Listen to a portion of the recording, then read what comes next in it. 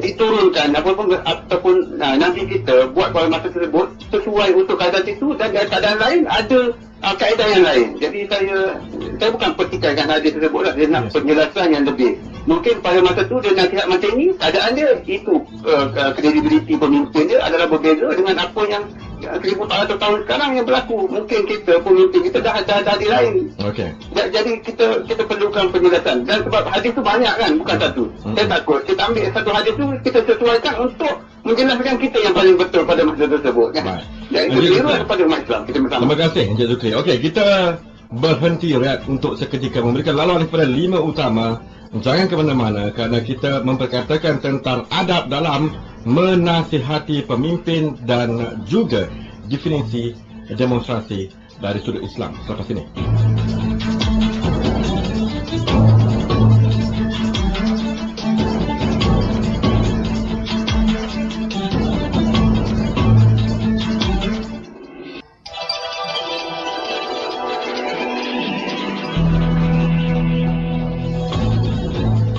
Kita terus dalam kursi panas dan kita ambil pemanggil yang kedua pada petang ini, Encik Abdullah di talian. Encik Abdullah. Assalamualaikum, Man. Ya, salam. Assalamualaikum, Ustaz. Waalaikumsalam. Saya ni nak bertanya lah, ada 2-3 soalan lah. Yang pertama kan, saya tu Ustaz betul sekolah di pihak sebelah sana ni macam tidak tahu nak, orang kata menerang macam tak beradab dengan perintah. Itu yang pertama.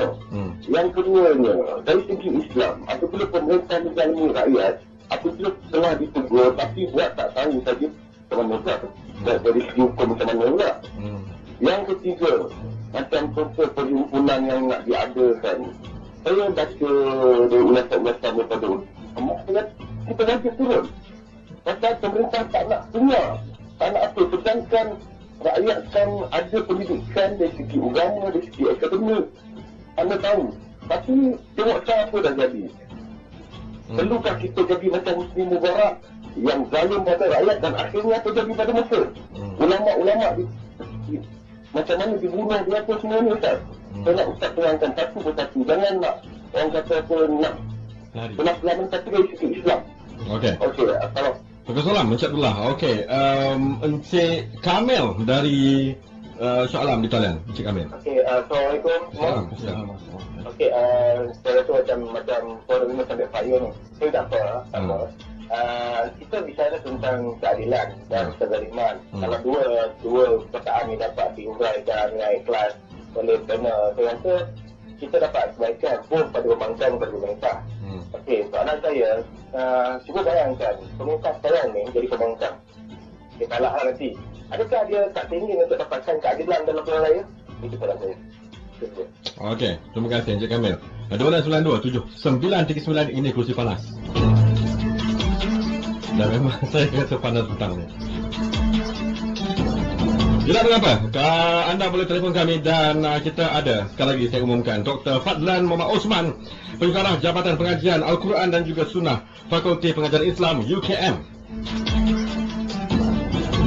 Okey, Doktor, masih lagi, secara kesimpulannya, kalau kita simpulkan apa yang disebutkan oleh Encik Zukri, disebutkan oleh Encik Abdullah, Encik Kamil, semacam ada one-sided point di situ. Bermakna kata dilihat, disifatkan doktor memberikan statement-statement yang berdasarkan, yang berpihak kepada sesuatu pihak ataupun sesebuah pihak. Jadi jelaskan doktor. Terima kasih saudara Azlan.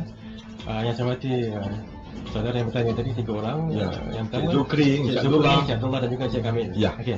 Apa yang saya nyatakan tadi bukan ditujukan kepada pihak yang tertentu sahaja. Rasulullah SAW apabila memberikan sesuatu hadis, maka hadisnya umum untuk digunakan oleh sesiapa sahaja yang mendengar hadis itu, khususnya di kalangan umat Islam. Jadi berkenaan dengan nasihat, sesiapa sahaja yang ingin memberikan nasihat, sama ada dia di pihak pemerintah ataupun dia di pihak yang pembangkang dalam kategori kita sebut dalam konteks negara kita Malaysia ini, maka dia perlulah menggunakan cara yang sama. Tidak boleh mana-mana pihak. Okey, jadi dalam macam tadi ada disebutkan tentang perhimpunan bersih okey, oleh saudara Encik Abdullah tadi, kita tetap mengatakan prinsip yang sama, bahawa cara yang sebenarnya adalah untuk memberikan nasihat dengan cara yang mendekati sunnah Rasulullah SAW, bukan secara alaniah, bukan secara terang-terangan, tetapi secara yang lebih menjurus dan dapat personal, dapat personal contact dengan pemerintah. Dengan itu dapatlah saya cuba nak rumuskan semula di sini, dan saya nak menekankan di sini bukan untuk pihak-pihak tertentu. Hadis-hadis Nabi SAW umum, sama ada untuk pihak pemerintah sekarang ini ataupun pihak pembangkang, sama saja, kedua-duanya mesti melakukan yang sama. Okey. Pandangan peribadi doktor apabila mendengar soalan-soalan yang telah pernah dikemukakan oleh pendengar tadi, ya, Encik Zukri, Encik Abdullah, Encik Kamila, mungkin juga ada lagi soalan-soalan yang sebegitu rentaknya, sebegitu kedengarannya. Mengapa agaknya mereka agak ragu bahawasanya adanya adab-adab ini yang harus dipraktikkan? Kenapa ada keraguan di pihak-pihak yang bertanya tadi itu? Okey. Mungkin antara sebabnya ialah yang bercakap hanya seorang, tidak dibawa, tidak nampak satu pihak yang menyatakan seolah-olah setuju dengan apa yang berlaku sekarang ni, fenomena yang berlaku. Khususnya kita nyatakan terus perhimpunan yang akan dinyatakan yang akan berlaku pada 9 Julai nanti. Tetapi apa yang saya nak tegaskan di sini ialah setiap anak Adam pasti akan melakukan kesilapan, sama ada dia pemerintah ataupun dia adalah rakyat. Jadi dengan itu setiap satu mestilah muhasabah, mestilah melihat dirinya sendiri. Kalau pemerintah mesti sentiasa bermuhasabah, lihat apa kesilapan yang dia telah buat kepada rakyatnya. Kalau ada sesuatu yang tidak adil yang dia telah buat, dia perlu bertaubat dengan segera. Begitu juga dengan rakyat, sekiranya ada kesilapan yang dibuat oleh pemerintahnya, maka dia perlu melihat kepada hadis Nabi SAW, bagaimana cara nak menasihati. Ya, jadi kedua-duanya mestilah memberi ruang kepada diri mereka sendiri, sama ada pemerintah ataupun rakyat, untuk berlaku adil. Okey, ini saya merujuk kepada apa yang saya baca awal pagi tadi tentang kisah Imam Malik. Mungkin doktor pun tahu tentang kisah itu, dan juga tentang Imam Ahmad bin Hanbal yang pernah dihukum, dipenjarakan, tetapi mereka tidak menggunakan pengaruh mereka, kuasa mereka untuk melakukan demonstrasi dan sebagainya. Hatta mereka bersendirian, meninggal seorang diri tanpa mahu membawa ataupun menggunakan kuasa-kuasa mereka. Jadi mungkin kita boleh kaitkan dengan dua cerita ini, Imam Malik dan juga Imam Ahmad ni, untuk mengetahui semua. Ya, Imam Malik rahimahullahu taala telah dipukul sehingga tidak boleh mengangkat tangannya dalam solat. Betul. Adapun Imam Ahmad telah dipenjara, telah dipukul, dimasukkan daging yang bervirus ke dalam badannya sedikit, tetapi tetap apabila berjumpa dengan khalifah, dia telah mengatakan, wahai Amirul Mukminin. Okey. Tapi mungkin timbul persoalan di sini. Saya tahu sekarang ni mungkin timbul persoalan bahawa itu adalah satu zaman di mana mereka masih lagi berhukum dengan Al-Quran dan Sunnah. Mereka tidak keluar, tidak menggunakan demokrasi, tidak menggunakan itu dan ini. Kita mengatakan selagi mana seseorang pemerintah itu tidak menyatakan dia reda dengan sesuatu hukum yang bukan hukum Islam, maka dia masih lagi orang Islam. Okay? Jadi selagi mana seperti yang disebutkan oleh Nabi SAW, la ma aqamu fikumus salah, tidak boleh kamu memerangi mereka.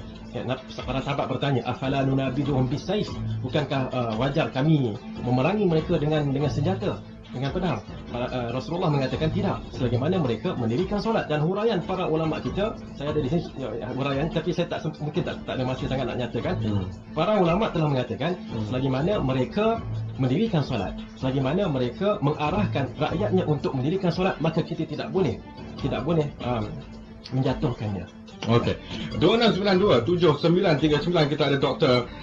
Fadlan Muhammad Osman, pensyarah Jabatan Pengajian dan juga Al-Quran serta Sunnah, Fakulti Pengajian Islam, Universiti Kebangsaan Malaysia. Berkelip-kelip talian saya pada petang ini. Dah lama saya tak nampak talian saya berkelip dengan penuh. Saya petang ini lontaran ataupun lantaran daripada apa yang disebutkan tadi dengan penjelasan daripada doktor sendiri, saya rasa mencetuskan lebih banyak persoalan, ya. Lebih banyak persoalan. Okey, kita berbalik kepada apa yang disebutkan oleh Encik Zukri tadi. Dakwanya, seandainya pemimpin itu ataupun pemerintah itu secara amnya, general, tidak merujuk kepada mana-mana pihak ataupun pemimpin, tidak mengamalkan, katanya tadi, tidak mengamalkan rukun Islam, undang-undang Islam, apakah itu juga harus kita sifatkan mereka sebagai pemimpin ataupun mengamalkan kata yang tadi sekular dan sebagainya? Adakah kita harus melihat mereka sebagai pemimpin juga? Okey, baik. saya boleh bagikan kepada dua. Sekiranya seseorang pemimpin itu tidak mengamalkan rukun Islam, itu berbeza dengan seorang pemimpin yang mengamalkan rukun Islam, tetapi mungkin atas dasar yang tertentu terpaksa menerima sesuatu hukum yang tidak diturunkan oleh Allah SWT, seperti hukum demokrasi. Demokrasi memang jelas bukan daripada Islam. Namanya sendiri pun demokratiyah kalau dalam bahasa Arab. Dalam bahasa Inggeris ni pun diambil daripada perkataan Yunan. Bukan daripada Islam, tetapi kita ingin nyatakan di sini kalau perkara itu, sesuatu sistem itu telah pun digunakan oleh sesuatu negara dan pemerintahan, maka kita perlu lihat kepada individu yang menggunakan. Sekiranya dia mengatakan Islam adalah yang terbaik, Islam adalah yang terbaik, agama Islam tidak boleh ditinggalkan, solat perlu dilaksanakan, tetapi tidak dapat melaksanakan secara yang penuh, maka dia tidak kafir.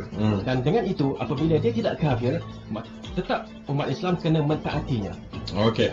Dua contoh cerita yang telah pun dinyatakan oleh doktor tadi tentang Imam Malik dan juga Imam Ahmad cukup kuat bagi setengah daripada kita untuk memahami, tidak menggunakan kuasa dan sebagainya, pengaruh untuk melakukan demonstrasi. Kenapa dua cerita ini, kalau dua cerita ini masih lagi belum kuat lagi untuk meyakinkan mereka tidak melakukan demonstrasi, cerita yang bagaimana lagi yang untuk menyedarkan mereka, bukan menyedarkan mereka, untuk menghalang mereka daripada melakukan, daripada mengadakan demonstrasi?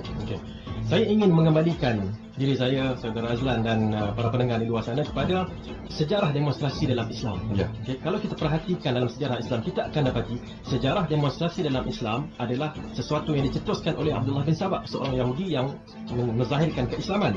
Dan dengan gerakannya itulah, antara lain melalui demonstrasi, telah menyebabkan pembunuhan Osman, khalifah yang ketiga.